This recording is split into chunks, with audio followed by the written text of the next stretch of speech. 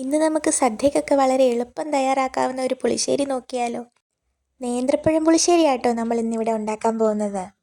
അതിനായിട്ട് നന്നായിട്ട് പഴുത്ത 2 നേന്ത്രക്കായ നമ്മളിവിടെ എടുത്തിട്ടുണ്ട്. ഇനി നമുക്ക് ഈ ഏത്തപ്പഴം നന്നായിട്ടൊന്ന് അരിഞ്ഞെടുക്കാം. ചെറിയ സൈസിലാട്ടോ നമ്മൾ അരിയുന്നത്.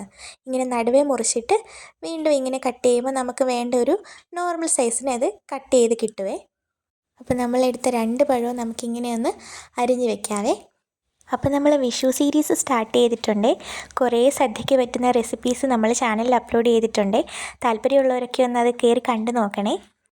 അപ്പോൾ ഇനി നമുക്ക് അരിഞ്ഞു വെച്ചേക്കുന്ന നമ്മുടെ നേന്ത്രപ്പഴത്തിലേക്ക് എരിവിനാവശ്യമായ പച്ചമുളക് ചേർത്ത് കൊടുക്കാവേ. നമ്മളിവിടെ 3 പച്ചമുളക് എടുത്തിട്ടുണ്ട്. പിന്നെ നമുക്ക് ലേശം മഞ്ഞൾപ്പൊടി ചേർത്ത് കൊടുക്കാം. 1 ടീസ്പൂണോളം മുളക് പൊടിയും നമുക്ക് ഈ നേന്ത്രക്കായയിലേക്ക് ചേർത്ത് കൊടുക്കാവേ. ഇനി നമ്മൾ അടുത്തായിട്ട് ചേർത്ത് കൊടുക്കുന്ന കറിവേപ്പിലയാട്ടോ. 1 തണ്ട് കറിവേപ്പിലയും നമ്മളിവിടെ ആഡ് ചെയ്യുന്നുള്ളേ. ഇനി ആവശ്യത്തിന് ഉപ്പും ചേർത്ത് നമ്മുടെ ഏത്തപ്പഴം വേവാൻ ആവശ്യമായിട്ടുള്ള വെള്ളം ചേർത്ത് കൊടുക്കാവേ. നെകയ്ക്ക വെള്ളം നമ്മൾ ഒഴിക്കുന്നുണ്ട്. ഓൾമോസ്റ്റ് ഒരു കപ്പോളം നമ്മൾ ഒഴിക്കുന്നുണ്ട്. ഇനി നമുക്കിതൊന്ന് മൂടി വെച്ച് കുക്ക് ചെയ്തെടുക്കാം കേട്ടോ. കുക്ക് ചെയ്യുന്ന സമയത്തിന് നമുക്കൊരു അരപ്പ് തയ്യാറാക്കാവേ. അതിനുവേണ്ടി നമ്മളിവിടെ തേങ്ങ എടുത്തിട്ടുണ്ട്, ലേശം മാത്രം മഞ്ഞൾപ്പൊടി എടുത്തിട്ടുണ്ട്, കുറച്ച് നല്ല ജീരകം എടുത്തിട്ടുണ്ട്. പിന്നെ നമ്മളിതാ ഒരു ചെറിയ ഉള്ളി എടുത്തിട്ടുണ്ട്. കുഞ്ഞൊരു ചെറിയ ഉള്ളിയെ നമ്മളിവിടെ എടുത്തിട്ടുള്ളേ. ഇനി അത് നന്നായിട്ട് അരച്ചെടുക്കാം. ഇനി നമുക്ക് നമ്മൾ വേകാൻ വെച്ചിരുന്ന നേന്ത്രപ്പഴം എല്ലാം നന്നായിട്ട് കുക്കായോ നോക്കാവേ. നമ്മുടെ പഴവും പച്ചമുളകും എല്ലാം നന്നായിട്ട് കുക്കായിട്ടുണ്ട്. ഈ നേന്ത്രപ്പഴം പുളിശ്ശേരി നമ്മുടെ വിഷു സീരീസിൻ്റെ 6ാമത്തെ വീഡിയോ ആട്ടോ. ബാക്കിയുള്ള 5 വീഡിയോസ് നിങ്ങൾ താല്പര്യമുണ്ടെങ്കിൽ ചാനലിൽ കയറി ഒന്ന് കണ്ടു നോക്കണേ.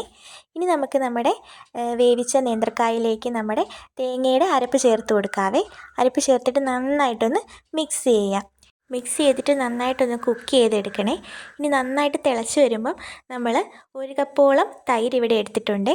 ആ തൈര് കൂടെ നമ്മൾ കറിയിലേക്ക് ആഡ് ചെയ്തിട്ട് നന്നായിട്ടൊന്ന് മിക്സ് ചെയ്ത് കൊടുക്കണേ.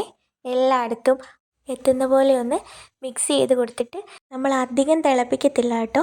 ജസ്റ്റ് ഒന്ന് 1-2 തിള വരുമ്പോൾ തന്നെ നമ്മൾ ഓഫാക്കും. അല്ലെങ്കിൽ തൈര് പിരിഞ്ഞു പോകാനായിട്ട് ചാൻസ് ഉണ്ട്. നമ്മുടെ കറി ഇപ്പം നല്ലതായിട്ട് ചൂടായി തിളയൊക്കെ വന്നിട്ടുണ്ട്. നമുക്കത് ഓഫ് ചെയ്ത് മാറ്റാവേ. ഇനി നമുക്ക് കടുക് താളിക്കാനായിട്ട് ഒരു ചട്ടി ചൂടാകുമ്പോൾ അതിലേക്ക് ആവശ്യത്തിന് എണ്ണ ഒഴിച്ചിട്ട് എണ്ണ ചൂടായി വരുമ്പോൾ നമുക്ക് കടുക് ഇട്ട് കൊടുക്കാവേ. കടുക് പൊട്ടി വരുമ്പോഴത്തേനും നമുക്കതിലേക്ക് ഒരു 1/2 ടീസ്പൂണോളം ഉലുവയും കൂടെ ചേർത്ത് കൊടുക്കാവേ. ഉലുവയൊക്കെ നന്നായിട്ട് പൊട്ടി വരുമ്പോൾ നമുക്കതിലേക്ക് 2 വറ്റൽമുളക് നടുവേ മുറിച്ചിട്ട് ഇട്ട് കൊടുക്കുന്നുണ്ട്. പിന്നെ നമ്മളതിലേക്ക് കൊടുക്കുന്നത് നമ്മൾ അരിഞ്ഞു വെച്ചിരിക്കുന്ന കുറച്ച് ചുമന്നുള്ളിയും കറിവേപ്പിലയും കൂടിയാണ്. എല്ലാം കൂടി ഇട്ട് നല്ല രീതിക്ക് നമുക്ക് അതൊന്ന് മൂപ്പിച്ചെടുക്കണം. ഈ ചെറിയുള്ളിയും കറിവേപ്പിലയും എല്ലാം കൂടെ മൂത്ത് വരുമ്പോൾ നല്ലൊരു ഫ്ലേവറായിട്ടോ നമ്മുടെ കറിക്ക് കൊടുക്കുന്നത്. ഇപ്പോൾ ഇത് നന്നായിട്ട് മൂത്തിട്ടുണ്ട്. ഇനി നമ്മൾ നേരത്തെ തിളപ്പിച്ച് മാറ്റി വെച്ചിരിക്കുന്ന നമ്മുടെ പുളിശ്ശേരിയിലേക്ക് നമുക്കിത് ആഡ് ചെയ്ത് കൊടുക്കാവേ.